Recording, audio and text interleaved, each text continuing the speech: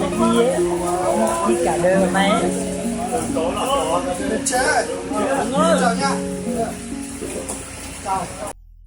Dù quan trọng, bạn cũng đã lúc subscribe để nó, lúc xin để nó. Mình ở sau căn tàu của cháu việc tự cha. Và chào.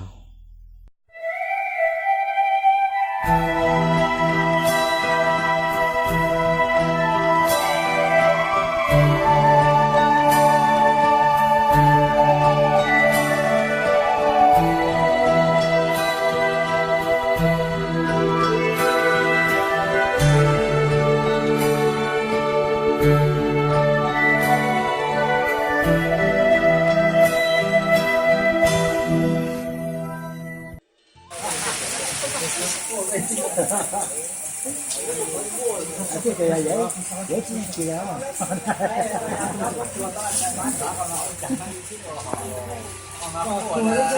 Cái gì phát gì đầm chứ mà.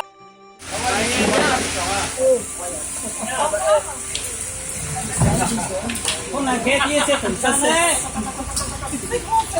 Cái sẽ thử sang đấy. Cái cảnh sang cái gì ấy, đi cả đời mày.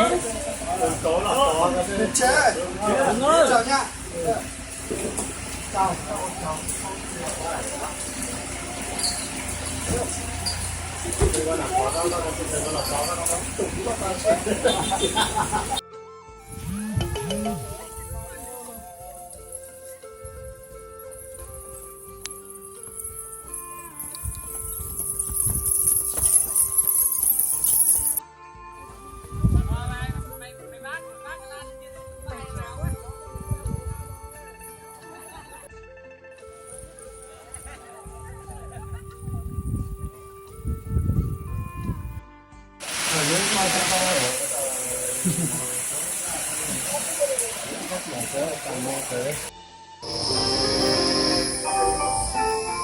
Dòng tên anh khắc vào đá núi, mấy ngàn hoa bóng cây tre.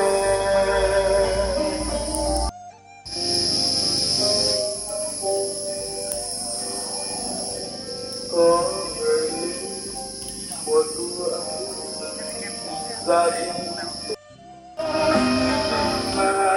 muốn mua tóc vàng.